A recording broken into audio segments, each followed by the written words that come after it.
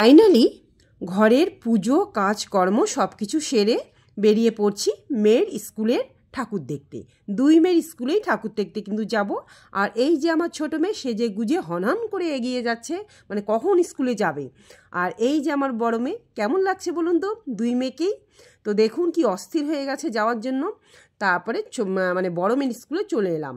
এই যে বড় মেয়ের স্কুলের প্রতিমা দেখছি, কিন্তু আলপনা এখনও দেয়নি। আমরা যখন গেলাম তখন আলপনার জন্য ওরা মানে রেডি করছিল সব কিছু। যখন বড় মেয়ের স্কুলে দেখা হয়ে গেল, তারপরে টোটো করে ছোটো মেয়ের স্কুলে চলে যাচ্ছি।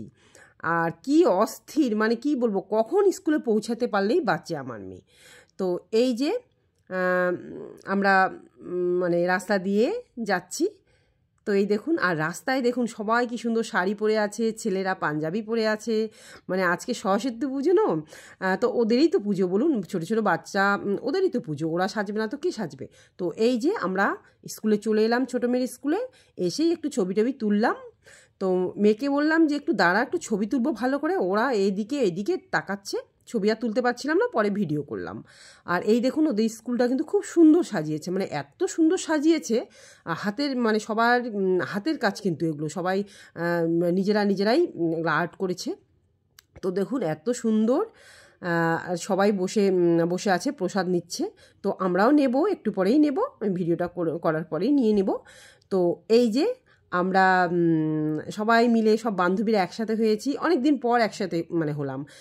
এখন আর মেয়ে বড় হয়ে গেছে, গাড়িতে দিয়ে দিয়েছি, আর স্কুলে আসাও হয় না। আর দেখুন আমরা ছবি তুলছি, মানে ভিডিও করছি আর হাসাহাসি করছি। কারণ আমি বললাম যে ছবি তুলবো, ওরা বলছে যে ভিডিও করছো নাকি, এমনি হাসাহাসি পুরো হচ্ছে। আর এই দেখুন প্রচণ্ড ভিড় হয়েছে, মানে এত সুন্দর সাজিয়েও ছিল। আর প্রত্যেকটা ছাত্রছাত্রী হয়তো গার্জিয়ানরা এসেছিল, মানে এত ভিড় হয়েছিল। আর সত্যি খুব ভালো লাগছিল, মানে এত ভিড় আর এত সুন্দর আয়োজন স্কুলে, মানে খুব সুন্দর করে সাজিয়েছে। আর এই যে আমরা সব বান্ধবীগুলো, এই দেখুন এক একজন এক একটা বান্ধবী আমার, আর সবাই কি সাজগোজ করেছে দেখুন। তো এই যে আমিও অবশ্য কম সাজিনি।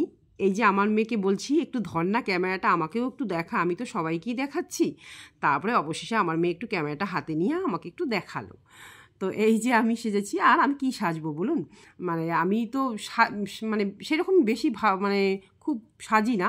আর এই যে আমার মেয়ে এদিকে ভিডিও করছে, আর এক বান্ধবী সামনে এসে সেলফি তুলছে। তো আমরা কি করি, মানে আমরা কিন্তু খুব মজা করি বলুন।